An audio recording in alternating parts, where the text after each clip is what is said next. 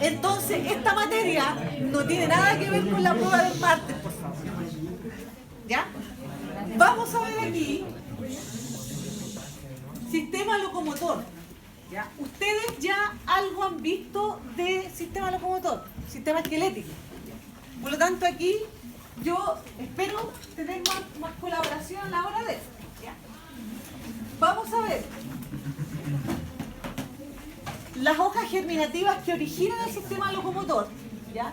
Y por lo tanto vamos a ver cómo se forma el tejido óseo, articular y muscular. ¿Ya? Ya, entonces, para hablar de desarrollo óseo tenemos que decir que este proceso comienza una vez que se han formado las 3 capas germinativas. Por lo tanto, posterior a la 3ª semana. La gran mayoría de los autores establece que el desarrollo óseo comienza a partir de la 4ª semana. ¿Ya? Ahora, eso es relevante, ¿ya? No solamente por el desarrollo embrionario, porque aquí, en general, recuerden que bajo el contexto del embarazo, ¿ya?, la madre debe tener una dieta equilibrada que permita entonces que este embrión que se está formando adquiera todo lo que necesita a partir de esa dieta. ¿Ya? Si la madre no tiene un consumo regular, por ejemplo, de calcio, que no solamente lo tenemos que enfocar en leche, sino que también, por ejemplo, en verduras de hoja verde oscura, entre otros alimentos más, ¿ya? Este embrión va a sacar todo ese calcio que necesita para formar sus huesos desde las reservas de su mamá. Por eso las mamás deben de verdad ser conscientes de adquirir, digamos, sus reservas de calcio de manera, digamos, que le sirvan para la vejez. Y cuando la madre está embarazada, tener una ingesta de calcio que permita que esta guagua pueda desarrollar su hueso. Ahora, eso se evidencia porque durante el desarrollo del embarazo, las porciones de calcio que la madre tiene que consumir van cambiando. En el primer trimestre, normalmente las porciones de calcio son, digamos, las de cualquier dieta de no embarazada. ¿Ya? Pero sobre los 4 meses de gestación aumentan por lo menos a 5 porciones de calcio. ¿Ya? Y eso es porque ya en el segundo trimestre los huesos deben pasar por sus procesos, digamos, de osificación. ¿Ya? Ahora, en general, el patrón en el desarrollo de los huesos es constante. ¿Ya? O sea, el húmero siempre o casi siempre es de la misma forma. Hay muy pocas variaciones respecto a los distintos individuos. ¿Ya? Pero sí existen algunas diferencias según sexo, donde está mucho más establecido, por ejemplo, el tema de la pelvis. La pelvis femenina y la pelvis masculina son completamente distintas en forma y en tamaño. En general, por ejemplo, la pelvis femenina tiende a ser más ancha, con una cavidad pélvica que es mucho más amplia, respecto, por ejemplo, a la pelvis masculina, que es mucho más estrecha. ¿Ya? Y que esta diferencia está dada directamente por la función que va a tener en el futuro. ¿Ya? Ahora, también hay características que están determinadas respecto a la genética. Y eso no tiene que ver con la forma, pero sí, por ejemplo, puede tener relación con la longitud de un hueso largo. Por ejemplo, el fémur va a tener distinta longitud dependiendo si estamos frente a una persona que es de talla alta o de talla baja. Y eso está también directamente asociado a este componente genético. ¿Ya? Por lo tanto, aquí este hueso incipiente en formación va a tener distintos factores que van a influir en su desarrollo. Factores genéticos, ¿ya? Factores ambientales, incluso alimentarios, ¿ya? Que podrían influir directamente en su desarrollo. Ahora, en general, por eso yo les comento que los factores alimenticios, ¿ya?, también son relevantes en la dieta de la madre. ¿Ya? Si la madre, insisto, tiene una baja ingesta de calcio, el embrión, digamos, y posterior feto va a sacar ese calcio que necesita para formar sus huesos desde las reservas de su mamá. ¿Ya? Ahora, no es lo ideal, ¿ya?, Y nosotros y ustedes, digamos, como profesionales de salud, siempre inculcamos la dieta equilibrada, pero que no todos seguimos. ¿Ya? Pero aquí, durante el embarazo, es importante recalcarla y decir por qué es importante. ¿Ya? Ahora, factores ambientales básicamente están asociados a la cantidad de calcio que está circulante, digamos, y que puede adquirir el feto, pero también es importante pensar que nosotros estamos en una región que es agrícola y que potencialmente pueden haber pesticidas o puede haber agentes teratógenos que podrían influir en el desarrollo de estos huesos. No porque falte calcio, sino que porque puedan afectar la forma del hueso, digamos, en el desarrollo. ¿Ya? Ahora, ustedes en la anatomía comenzaron diciendo que en sí los huesos se pueden clasificar. ¿Ya? Y se van a clasificar básicamente en si son axiales o si son apendiculares. Cuando hablamos de axiales estamos hablando del eje, ¿cierto? Y cuando hablamos de apendiculares son los que no están en ese eje. Entonces, el ejercicio, que entre paréntesis siempre hay preguntas como de esto, ¿eh? Porque uno decía, es lo más general, pero igual yo el año pasado se preguntó, por ejemplo, cuáles huesos eran axiales y cuáles eran apendiculares. Entonces a mí me gusta esta imagen porque como tiene dos colores diferencia el tiro. ¿Ya? Lo que aquí está como en celeste podría ser, digamos, lo que corresponde al esqueleto axial, y lo que está, digamos, en este color como más amarillo sería el apendicular. ¿Ya? Ahora, eso también nos permite diferenciar origen embrionario.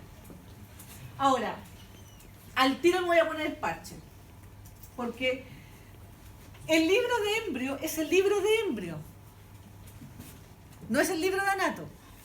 Entonces, cuando ustedes vean en un libro de embrio que un hueso X tiene cierto tipo de osificación, igual no le crean tanto, porque es un libro de embrio, no es un libro de anato. ¿Ya? Porque hay discrepancias y hartas. Entonces, muchas veces cuando yo les pregunte en la próxima prueba sobre el origen embrionario de un hueso específico, aunque aunque el Lachman diga que el hueso es, no sé, intramembranoso, si el profesor aquí les dijo que era mixta, yo me voy a quedar con que era mixta. ¿Se entiende, no? Entonces, por eso es relevante, digamos, que ustedes le den otra vuelta a eso. Ahora, todos los libros de embrio van a tener una tablita que dice que este hueso tiene este tipo de osificación. Entonces, lo que yo necesito es que ustedes a esa tablita, a esa información que reciben desde la perspectiva embriológica, la contrasten con la anatómica. Y ahí siempre va a ganar la anatómica. ¿Ya? Sobre todo, por ejemplo, cuando hablamos de clavícula y otras cosas. ¿Ya? Ahora, según la histología, ¿el hueso qué es? ¿Cómo clasifico? ¿Qué tejido es hueso? Conectivo. ¿Pero conectivo qué? Especial. Especializado. ¿Ya? Así, digamos, debería haber empezado el profe a hablar, digamos, de tejido óseo. ¿Ya? ¿Por qué? Porque aquí va a haber una matriz que se va a osificar y que se va a endurecer. ¿Ya? Ahora, es importante tener presente que para que nosotros veamos este desarrollo, ¿ya? Necesariamente entonces, antes se debe haber diferenciado las tres capas germinativas. El hueso se va a formar básicamente desde mesodermo, ¿ya? Mesodermo intraembrionario. Por lo tanto, por eso, posterior a la formación de las tres capas germinativas, este mesodermo se diferencia para poder establecer la formación del hueso. ¿Ya? Ahora, entonces, este mesodermo se va a diferenciar en un mesodermo paraxial o paraxil, en una hoja somática lateral. Recuerden que yo les comentaba la clase pasada de embrio, que fue el martes, yo les decía que va a haber un mesodermo axial, que no es otra cosa que la notocorda, que es mesodermo, no es ectodermo como dijo el profe, es mesodermo. Después viene el mesodermo paraxil o paraxial, que es el que está al ladito. Después viene el mesodermo intermedio. Y más lateral está el mesodermo lateral. Y ese mesodermo lateral se divide en dos hojas. Una hoja somática, que es la que se comunica con la somatopleura que está por fuera, y una hoja esplácnica, que se va a comunicar con la esplagmopleura que está por fuera. Les voy a mostrar un dibujito después. ¿Ya? Ahora, cuando hablábamos de neurulación y hablábamos de la formación del tubo neural, también ocurre que cuando se forma el tubo neural y se cierra, porque supone que aquí está la notocorda. La notocorda dijimos que induce al ectodermo que está más arriba a que se transforme en neuroectodermo.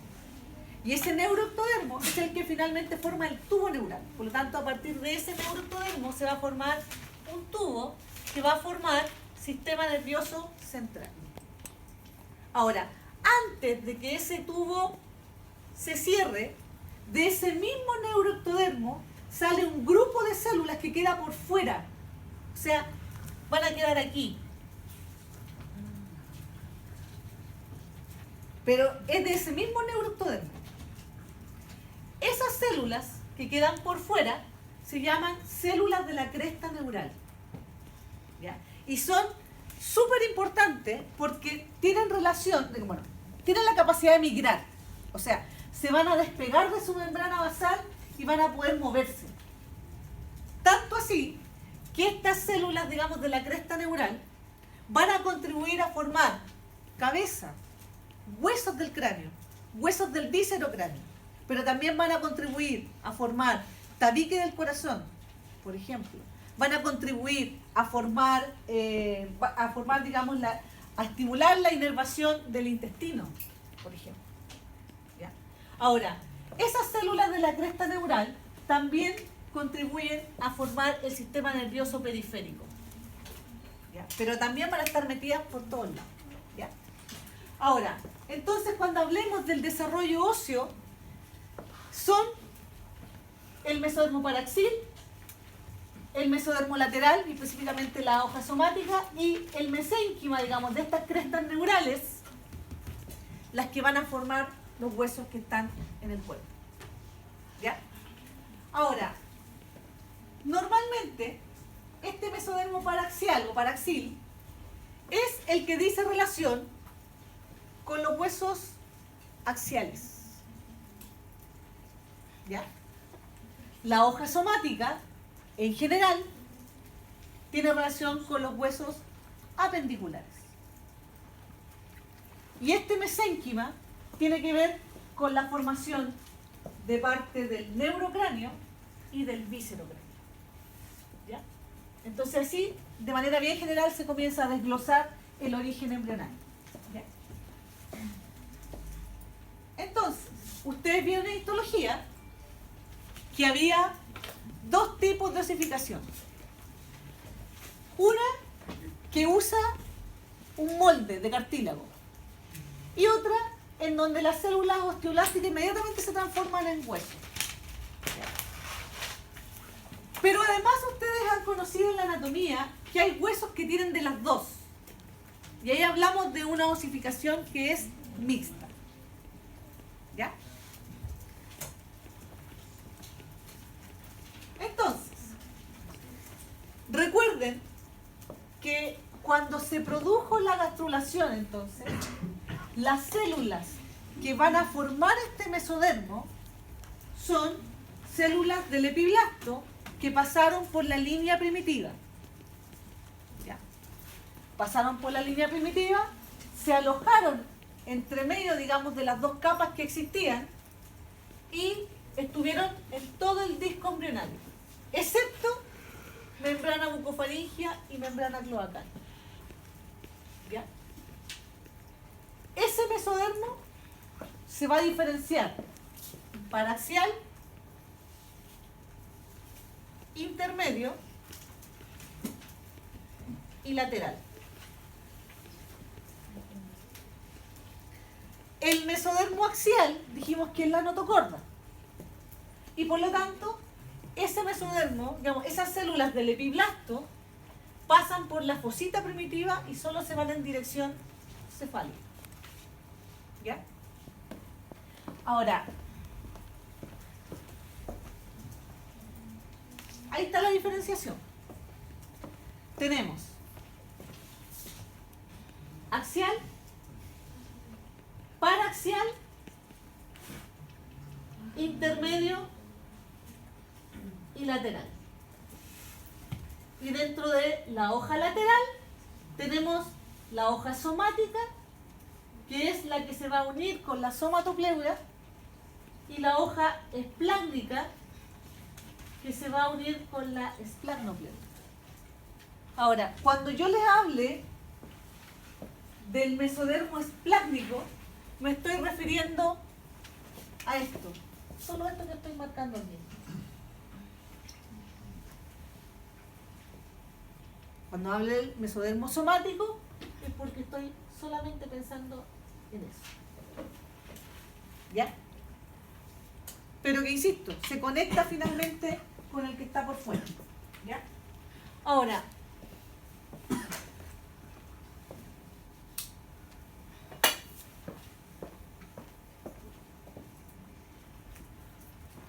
el mesodermo paraxial es el mesodermo que está inmediatamente al lado de la notocorda.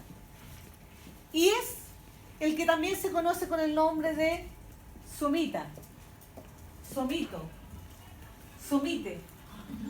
Estamos hablando del mismo, ¿ya? Les digo todo porque en el Arteaga dice somite, en el Lachmann dice somita, en el Carson dice somito y mesodermo paraxial, ¿ya? Entonces aquí, por eso sobre todo cuando hay, por eso yo cuando digo en la gincana, trato de yo revisar solo mi parte de embrio para evitarme después que haya que cambiar algún puntaje, ¿ya? Entonces, aquí es importante, y aquí me voy a fijar solo en Lachmann, porque y les digo al tiro, porque acuérdense que yo les dije, y empecé este curso diciendo que la embriología no es absoluta, y cada autor dice lo que quiere, ¿ya?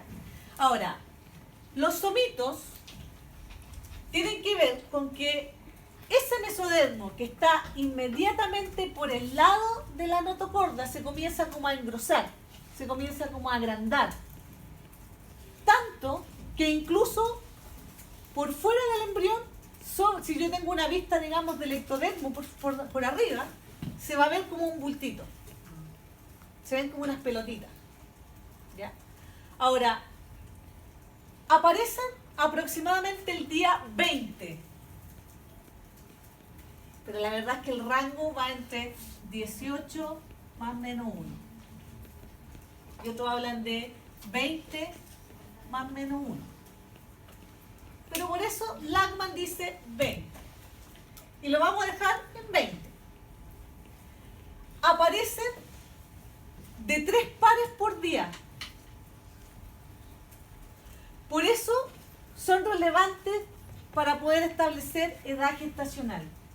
Porque si yo estoy frente a una paciente o una usuaria, como es ahora, que no tiene claridad de cuándo fue su fecha de última regla, eventualmente yo podría, a lo mejor con un ecógrafo así como de alta resolución, yo podría ver si tiene o no presencia de los somitos. Si ya tiene 3 es porque estamos en el día 20. De hecho, lo más probable es que yo les pregunte, no sé, pues les ponga un caso de un embrión que tiene tantos pares de somitos. O a veces soy más mala y pongo somito. Entonces ustedes tienen que decir, si es somito nomás, ustedes tienen que poner, acuérdense que son pares. Si yo digo que tiene 10 somitos, no es lo mismo que diga 10 pares de somitos. Si son 10 somitos, en realidad son 5 pares. Lo he hecho. Para que lo tengan presente. Entonces, anótenlo, porque lo digo, después se enojan conmigo, pues dicen, pero ¿por qué no? Yo lo digo, siempre digo lo que voy a hacer. 3 pares por día. Entonces, el día 20 hay 3 pares. Y si veo un embrión que tiene 2 pares, ¿en qué día está? Está en el 20 igual. Lo que pasa es que el día completo, falta que aparezca el otro. Lo digo porque también he hecho ese juego.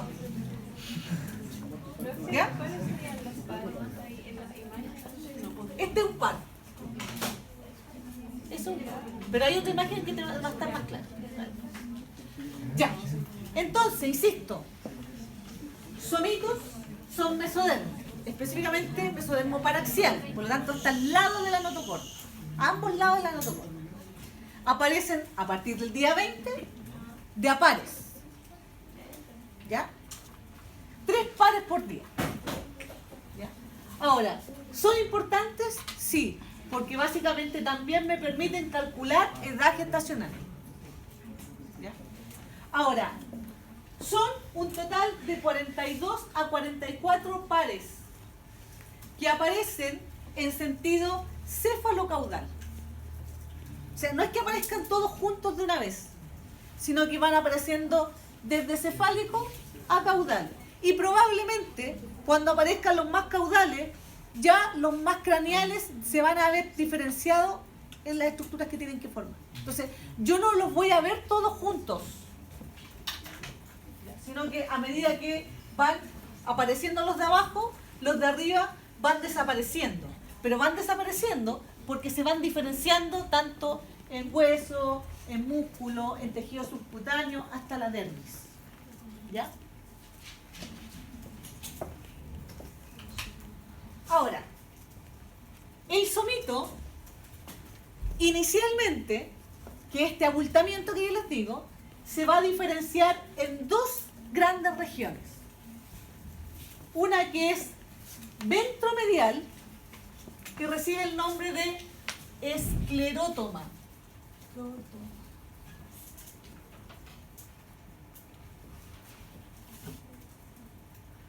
Y una que es dorsolateral, perdón, y que corresponde al dermomioto.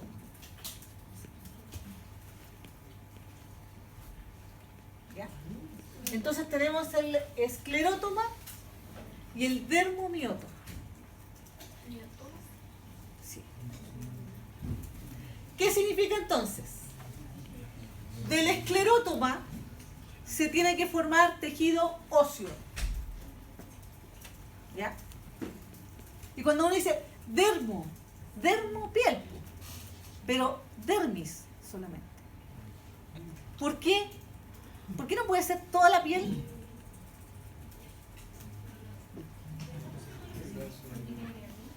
¿Cómo? ¿Y por qué más?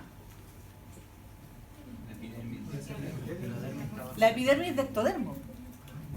¿Pero por qué? ¿Por qué? O sea, ¿cuál es el razonamiento que tengo que hacer yo aquí?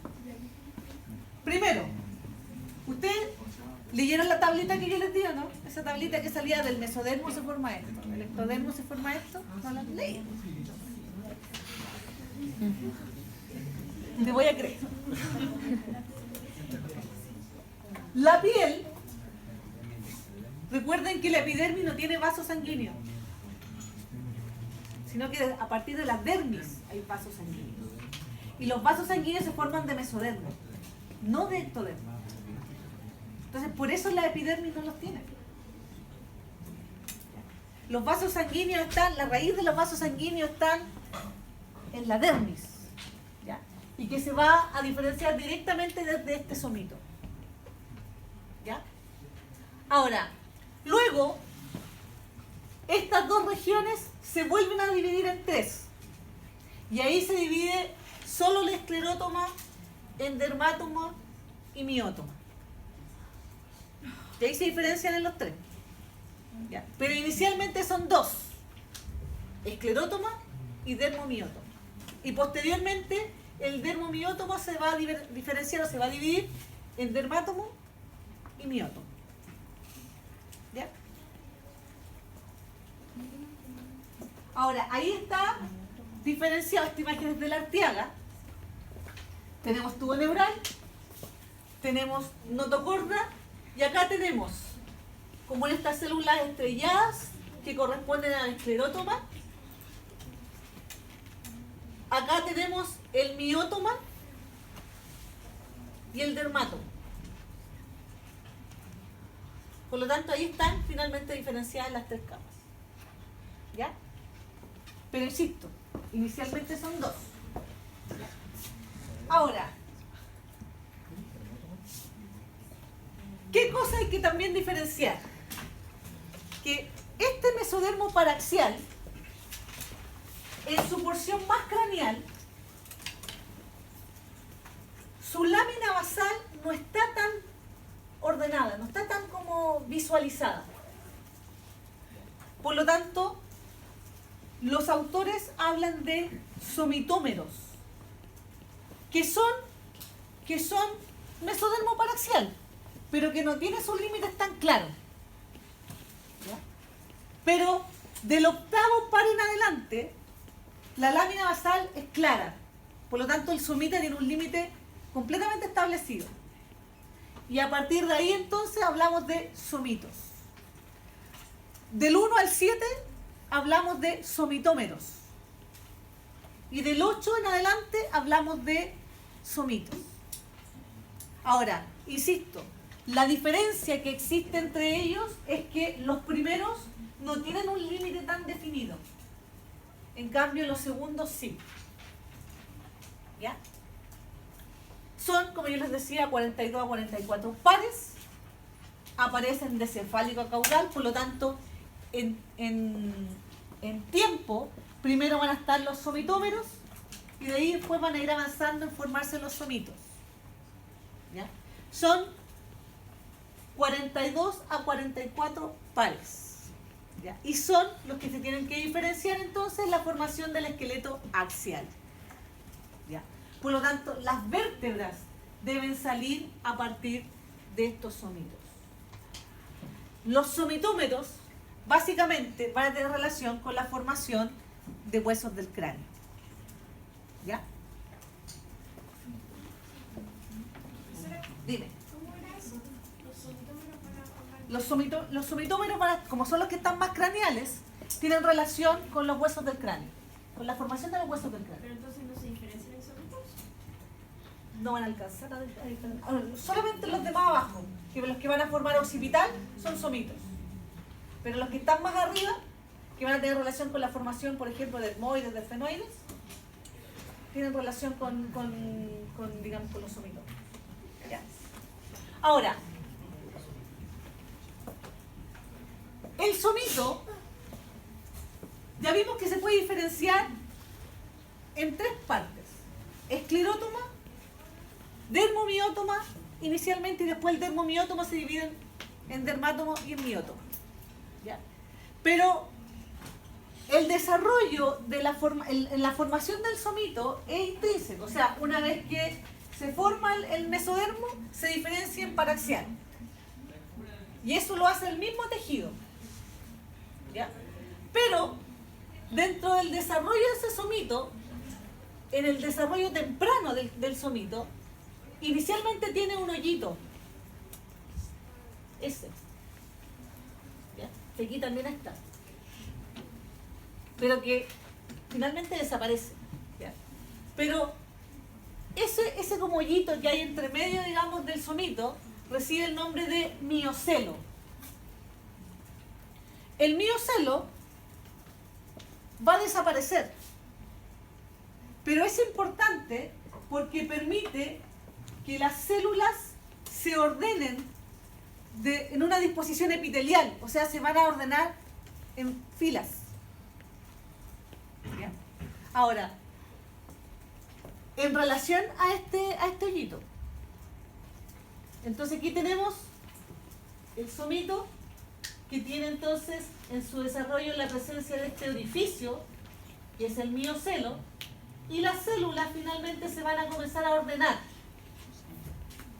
como en fila. Esa es la disposición epitelial. ¿Ya? Ahora, algunos autores, como el Arteaga, dicen que el hecho de que las células se dispongan ordenadamente en relación al miocelo es porque están directamente inducidas por este ectodermo suprayacente, o sea, el ectodermo con el que tienen una relación directa. ¿Ya? Ahora, esto no es otra cosa que ectodermo superficial. ¿Ya? De nuevo, El somita tiene como una perforación, tiene un espacio central. Ese espacio recibe el nombre de miocelo. Es relevante porque alrededor de ese miocelo entonces las células se van a ordenar, se van a agrupar pero ordenadamente, estableciendo esta disposición epitelial, ¿ya? Que tiene relación también, además de porque se están orientando en base, digamos, a este espacio, a que este ectodermo que está por encima del somito le induce a que adquiera esa disposición. ¿Ya? Ahora, este miocelo después va a desaparecer. ¿Ya? Ahora, este somita debería tener una relación con la notocorda y el tubo, ¿no? Porque esto sería el somito. Esto es tubo neural. Esto es notocorda. Y esto es somito. ¿Debería haber una relación aquí? Sí. ¿Ya? Lo que va a ocurrir es que la notocorda y el tubo neural van a inducir específicamente al esclerótoma a que se empiecen a movilizar, ¿ya? A movilizar para comenzar el desarrollo de la vértebra. Recuerden que si ustedes se van como a la anatomía de la vértebra, se supone que la vértebra rodea y protege a la médula espinal. Por lo tanto, esta notocorda y este tubo neural van a inducir entonces específicamente al esclerótoma a que se movilice, ¿ya? Para poder establecer la formación del cuerpo vertebral. Inicialmente, o sea, dentro del desarrollo de la vértebra, lo primero que se forma es el cuerpo. ¿Ya? ¿Qué genes están actuando a ese nivel para poder potenciarlo? Uno que se llama paraxis.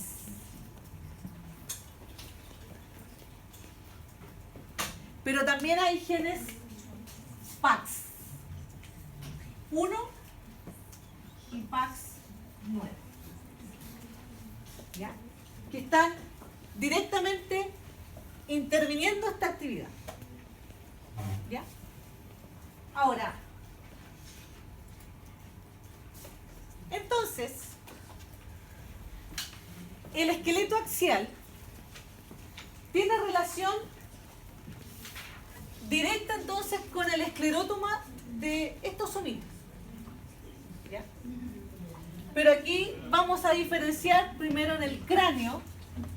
Ustedes vieron que había dos partes, neurocráneo y viscerocráneo.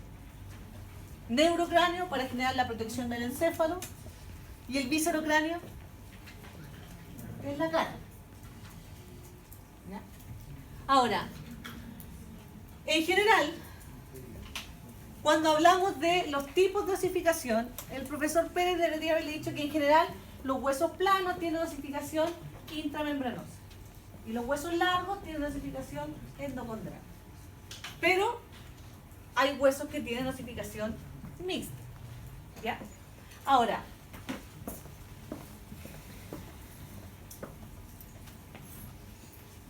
Arteaga dice que los huesos que están asociados al condrocráneo, pero son los que están asociados a la base del cráneo. Pero además incluye etmoides, esfenoides, ¿ya? Y dice que toda la base del cráneo, ¿ya? Dice que el frontal y el parietal tienen una osificación intramembranosa, ¿ya? Y que el occipital y el temporal tienen una osificación mixta, ¿ya? ¿Qué les dijo el profesor Pérez? Les dijo lo mismo, ¿no? Les dijo que el frontal era mixto. Y aquí está lo primero que yo les digo, que es, digamos que dice la embriología, que dice que esta es intramembranosa.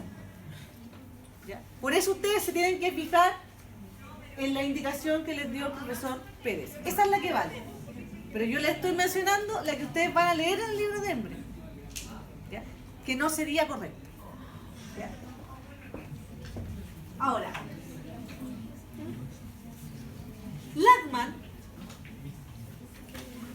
Lachman dice que el origen de los huesos en la cabeza está diferenciado o por los que tienen relación con la cresta neural y los que tienen relación con los somitos. ¿Ya? Entonces aquí, fíjense que asociado directamente a los somitos estaría relacionado la formación del parietal, la relación del occipital y la porción petrosa del temporal. ¿Ya? Y que del mesénquima, de la cresta neural, prácticamente todo lo que dice relación con el viscerocráneo más frontal. ¿Profe? Dime. ¿Y por qué se producen esas diferencias de que uno dice que es mixta? Lo que pasa es que siempre tienes que pensar que el libro de embrión lo ve desde una perspectiva mucho más general. Y en general, por lo mismo, dentro incluso de la misma anatomía, uno siempre cuando quiere ver específicamente qué tipo de osificaciones, ni siquiera me voy al Moore ni al Greco, me voy a los más clásicos, a los más descriptivos, no es como a los franceses, porque son los que tienen más detalle. Entonces, en general, como el libro, lo importante del libro de embrión no es la perspectiva anatómica, es el proceso embriológico.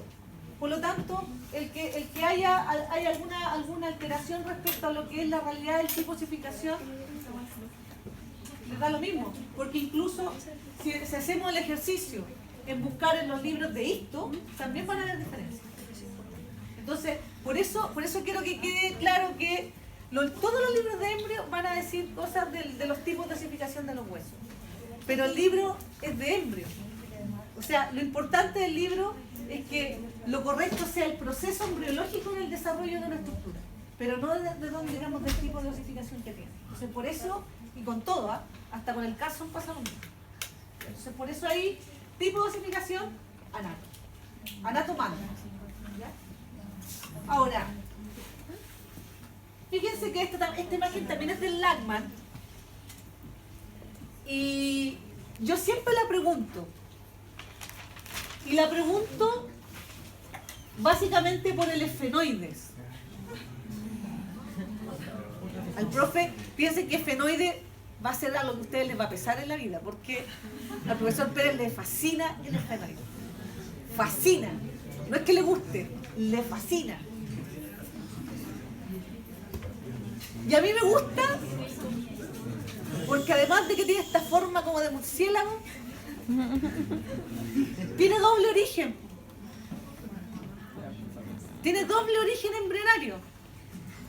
Porque fíjense que la parte anterior que está asociada a las alas mayores y menores tiene relación directa con la cresta neural, con el mesénquima de la cresta neural.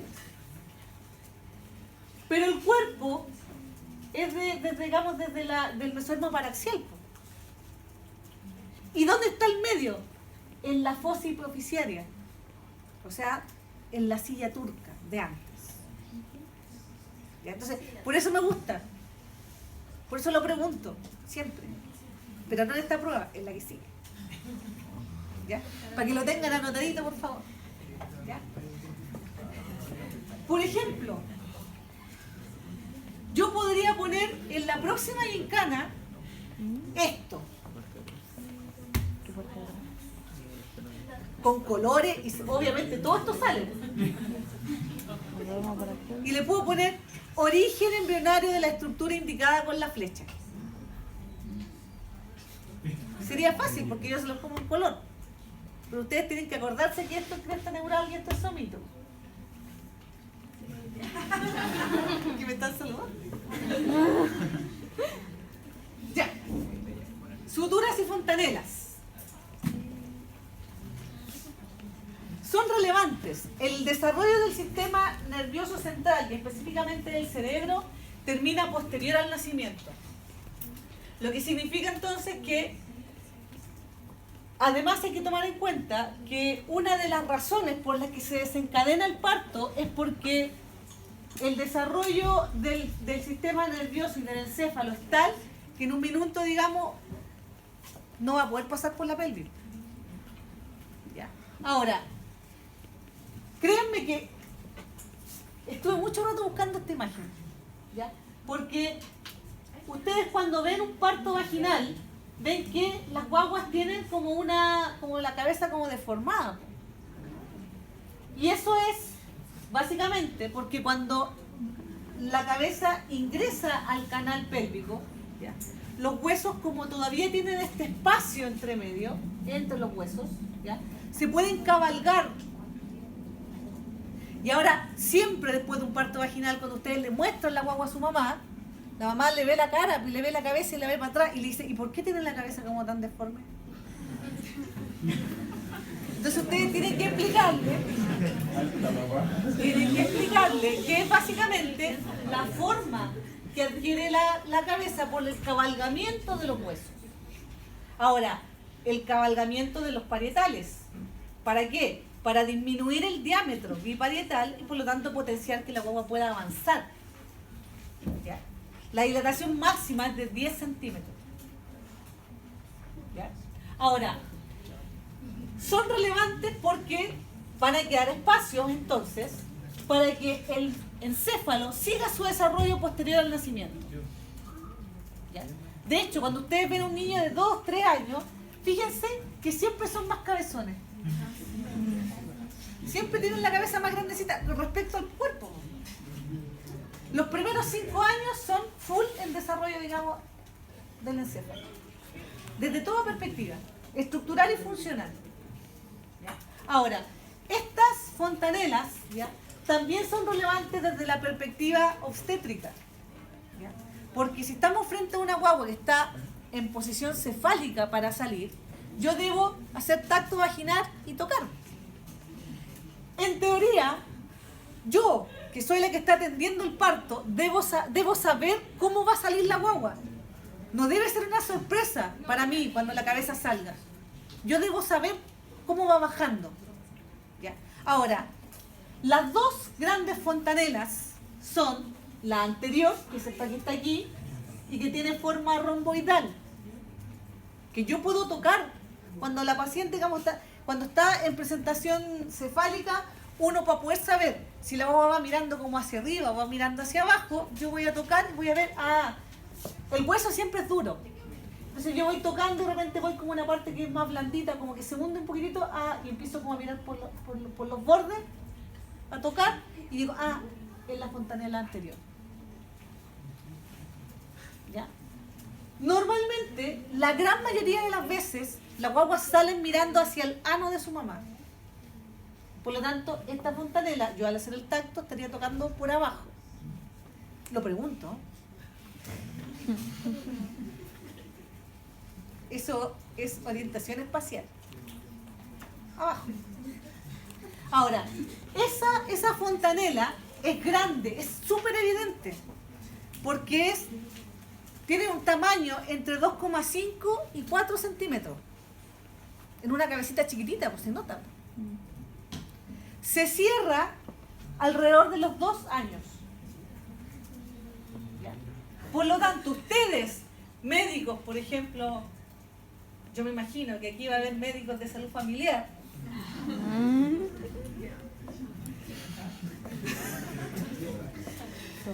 Pediatras, neonatólogos van a salir de acá. Van a tocar, en su exámenes físicos tienen que tocar la fontanela. O sea, y en un niño menor de 2 años tiene que estar presente. ¿Ya? La otra fontanela que es relevante es la fontanela posterior o lambdoidea. ¿Ya? Mide 0,5 centímetros. Tiene una forma triangular. Y a veces las guaguas nacen y ya está cerrada. Entonces la única que yo voy a poder palpar claramente es esta. ¿Ya?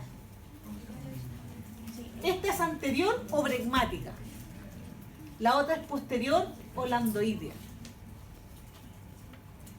Ahora, si yo tuviera aquí esta vista lateral, además hay dos pequeñas aberturas más. Hay el terion y el asterion. Que el terion y el asterion están cerrados. ¿Ya? Pero uno habla de una fontanela que es esfenoidal y una mastoidea. Y que contribuyen a lo mismo, básicamente a permitir que los huesos se puedan cabalgar para disminuir su diámetro y facilitar el paso por la pelvis. ¿Ya? Por eso las guaguas cuando nacen tienen esta forma tan extraña del cráneo, pero que dentro de las 24 horas de vida se vuelven a reacomodar. Ahora, muchas veces, dentro, digamos, del aspecto semiológico, aquí yo necesito preguntarle a la mamá, ¿su guagua fue por parto normal o por cesárea? Porque en general, una guagua de una cesárea tiene su cabeza redondita. ¿Ya? Ahora, ¿es relevante? Sí. Porque muchas veces también, a partir de la forma que tiene la cabeza, yo puedo saber si es que hay un traumatismo del parto. Porque muchas veces, igual, a pesar de que los huesos se cabalguen, puede haber dificultad para que la guagua vaya descendiendo. Y muchas veces eso también genera alteraciones en la forma de la cabeza, que son transitorias, pero que eventualmente les va a tocar a ustedes como médicos explicarle a la mamá y a los familiares, ¿ya? Que son los con los que ustedes van a lidiar más que nada. ¿Ya? Ahora, esa es la tabla que presenta Arteaga. ¿Ya? Y aquí fíjense, pues, aquí dice endocondral y habla, digamos, lo que está, digamos, por tipos de osificación intramembranosa, endocondral, en neurocráneo y en viscerocráneo. ¿Ya? En general, yo una de las cosas que les pido cuando tengamos el laboratorio de locomotor, yo les pido hacer un cuadrito, hacer la diferenciación, por ejemplo, del hueso, de si en qué región está, en el tipo de osificación. ¿Ya? Lo hago porque en la prueba hago el mismo cuadrito. De manera que ustedes les pido como la tarea antes de. ¿Ya? Por si acaso, esta prueba tiene desarrollo breve. Solo eso. Quiero decir. Sí. La próxima tiene desarrollo breve. Y que tiene que ver con el cuadrito que les dije. ¿Y esta? ¿Desarrollo breve de aquí? Solo quiero decir eso. La segunda, estoy hablando de la segunda. La primera tiene desarrollo breve. Nada más. Yo no digo nada más. Desarrollo breve. Solo quiero distender el ambiente porque están todos estresados, porque como ya ven la prueba ahí, están como todos ya como un cara de susto.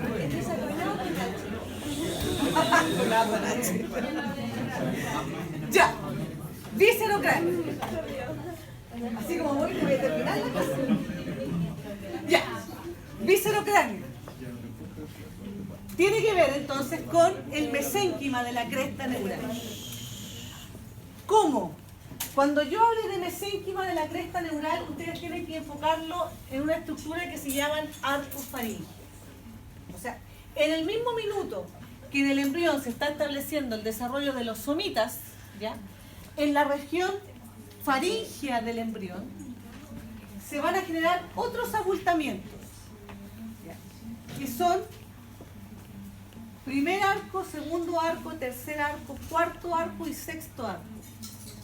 Hay un quinto arco que se comienza como a formar, pero finalmente involuciona. ¿Ya? Ahora, los primeros dos arcos faringeos dicen relación con la formación de cara, específicamente. ¿Ya? ¿Cómo así? Este es un embrión presomítico. O sea, previo a la formación de los somitas. ¿Ya? En donde esto potencialmente sería la cara. Esto que está al medio es el estomodeo y es lo que en definitiva va a ser la boca. Entonces aquí lo que va a ocurrir es que el primer arco faríngeo y específicamente el mesénquima de las crestas neurales que corresponde al primer arco faríngeo va a diferenciar dos procesos o prominencias: maxilar y mandibular. ¿Ya? La prominencia maxilar tiene relación con la formación de la maxila, del cigomático y de huesecillos del oído. ¿Ya? Que después les voy a decir cuál. Y la prominencia mandibular, su nombre lo dice, dice relación con la formación de la mandíbula. ¿Cómo? A partir de un cartílago, que recibe el nombre de cartílago de Meckel. No sé si el profe le habló un poco de eso, pero siempre lo nombra, por eso lo nombró. ¿Ya? ¿Les suena? Ahora, primer arco entonces tiene que ver directamente con la formación de maxila, de cigomático y de mandíbula, desde la perspectiva más externa. ¿Ya? Lo que significa entonces que aquí cualquier falla que se produzca en alguno de estos huesos es porque este primer arco está influenciado. ¿Han visto ustedes? ¿Se acuerdan que hay una película de un niñito que sufre como bullying en el colegio y que tiene una deformidad en la cara? ¿Cómo se llama? Wonderful. Ese niño tiene un síndrome que se llama de Treacher-Collins,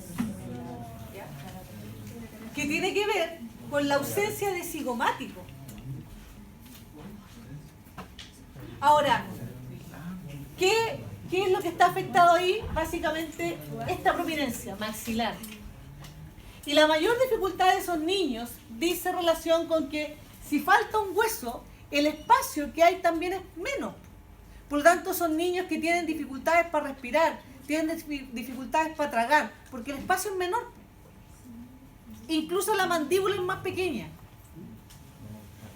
Entonces, muchas veces ellos deben pasar por una serie de cirugías para tratar de generar espacio para que ellos puedan tener esas funciones respiratorias y deglutivas más normales.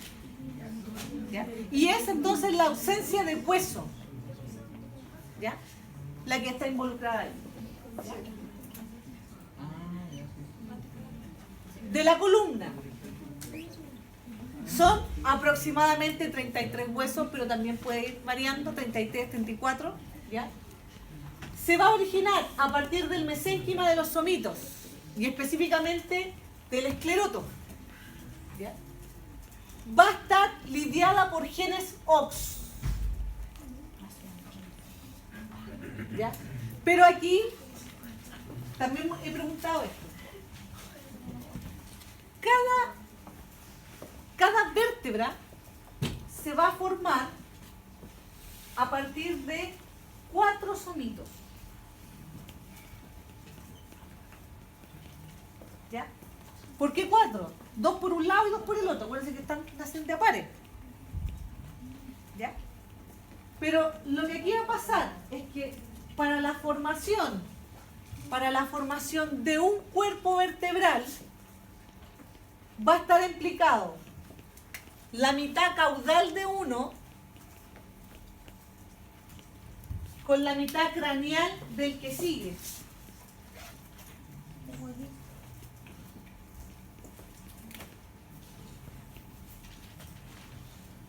Y todo eso conforma el cuerpo vertebral. Mitad caudal del primero y mitad cefálico del siguiente. Este es un puro lado. Al otro lado debería pasar lo mismo. ¿Qué pregunté el año pasado? ¿cuántos somitos están involucrados en la formación de un cuerpo vertebral? Y ponía 1, 2, 4, imposible determinar. Ahora uno ve esto, se acuerda del dibujo y dice 2, pero son 4, porque es por un lado y por el otro. En el caso de las vértebras lumbares, por la cantidad, el cuerpo que es más grande no se forma llamado o No, lo mismo. lo mismo. ¿Qué es esa diferencia? ¿Por qué? Básicamente la concentración de genes OX que están influenciando el desarrollo. ¿Qué pasa con las primeras vértebras? Que no tienen cuerpo, es que ahí básicamente está también influenciado directamente en la en los paraxis, el gen paraxis que ahí contribuye, digamos, a que el esclerotoma se vaya a rodear la médula espinal. O sea, en general, la morfología de las vértebras dice relación directa con cuáles son los genes que están involucrados y la concentración de esos genes. ¿Ya? Pero siempre, en todas las vértebras en general, son 2, entonces el cuerpo vertebral está formado por 4 somitos. ¿Ya? De estos 2, el que más aporta es la mitad caudal. O sea, no son exactamente iguales. Esta mitad superior de la vértebra, que está formada por la parte caudal del somito, eso solamente, ¿se dan cuenta que es importante la primera clase de anatomía? Es la que es predominante. ¿Ya? Insisto, si este es el cuerpo vertebral, está formado. La porción superior del cuerpo vertebral está formado por la mitad caudal de un somito. Y la porción inferior del cuerpo vertebral está formado por la mitad cefálica del somito que sigue. ¿Sí? ¿Se entiende o no? Sí. 2 por un lado, 2 por el otro. 4 en total. ¿Ya? Ahora, esto es, pensar que nos queda tanto para la otra prueba, pero por eso al final voy a tener que hacer la parte del músculo en otro momento. La vértebra no solamente está formada por el cuerpo. ¿Cómo se llama esto? Como todo esto. Si este es el cuerpo, esto es el... Todo esto junto, ¿cómo se llama? Arco. Arco. Y el arco también está formado por esclerótoma. Pero esclerótoma que es más dorsal. ¿Ya? Ahora, es importante tener presente entonces que cuando uno ve un somito, el esclerótoma se va a mover para 2 partes. Uno para formar cuerpo y otra parte para formar arco. ¿Ya? Y eso se produce casi de manera simultánea. ¿Y qué determina entonces que la médula espinal esté protegida? ¿Ya? Porque aquí hay un agujero vertebral en donde está la médula. ¿Ya?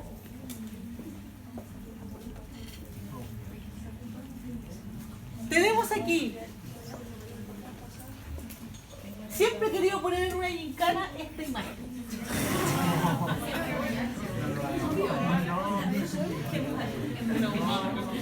Siempre la he querido poner y después como que me arrepiento. Pero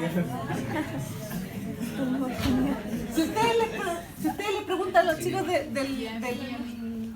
del año pasado, les van a decir que ellos siempre quisieron que yo les preguntara el esclerótoma. Yo nunca se los pregunté. Y no lo voy a preguntar otra vez. O sea que no, pero sí, normalmente, o sea, quiero que entiendan que el cuerpo vertebral está formado entonces no solo por un somita, sino que por 2. ¿Ya? Y que está diferenciado la mitad superior y la mitad inferior. ¿Ya? Ahora, genes que están asociados a la formación del arco, el mismo PAX9, que tenía también relación con la formación del cuerpo vertebral, pero aparece este, MSX2. ¿Ya? Nunca les pregunto por los genes, pero más que nada es para que ustedes entiendan de que aquí literalmente un mismo tejido va a tener una ubicación distinta, no solamente por una cosa estructural, sino que porque hay genes que lo determinan. ¿Ya?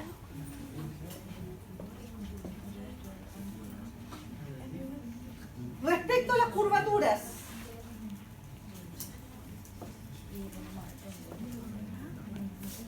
al nacimiento solamente están presentes las curvaturas torácica y sacra por la posición fetal. ¿Ya? La curvatura cervical se va a establecer por nacimiento, lo mismo que la lumbar. ¿Cuándo la cervical? Cuando el niño es capaz de sostener su cabeza. Ya tú veis los niños, al tiro levantan la cabeza, tiro. Sostiene su cabeza. En realidad eso podría variar, ¿eh? Pero en general entre los 3 y los 4 meses. Sostiene, digamos, la cabeza y por lo tanto se instaura esta curvatura cervical. Y la lumbar, cuando el niño primero es capaz de ponerse de pie. Y ustedes se fijan que cuando el niño comienza a caminar, igual como que camina raro al principio. ¿Cierto? Ya. Y eso es porque a medida que se va instaurando la marcha, se va, digamos, también estableciendo claramente la curvatura lumbar. ¿Ya?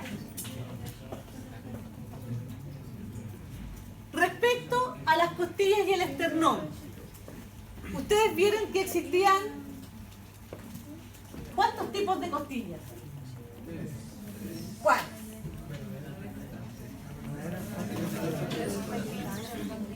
Verdadera, falsa y flotante.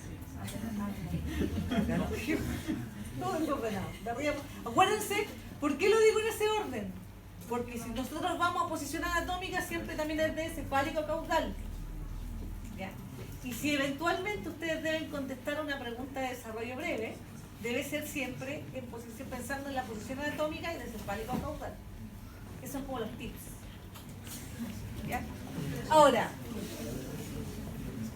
esternón y costillas también tienen relación directa con el esclerótomo. Por lo tanto, tienen relación con somitas.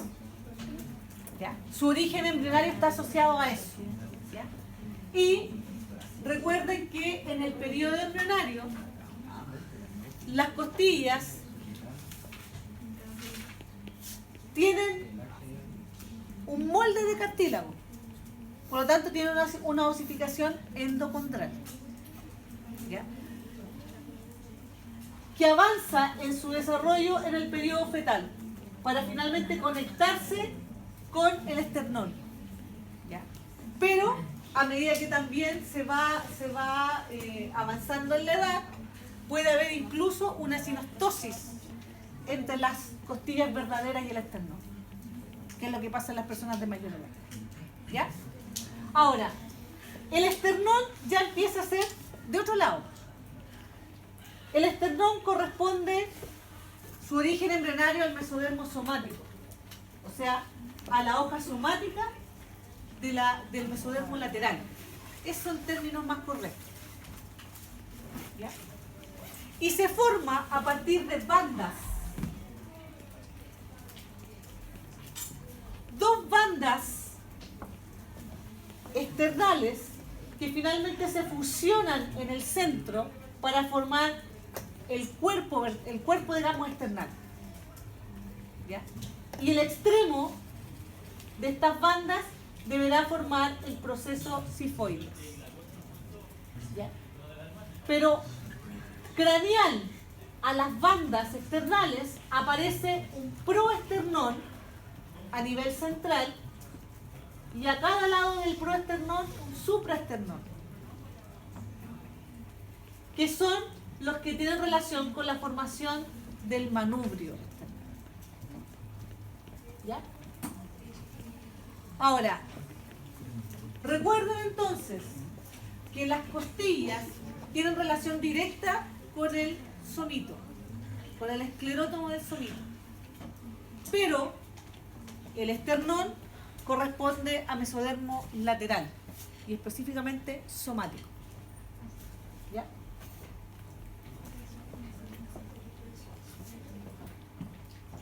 Y aquí me voy a quedar.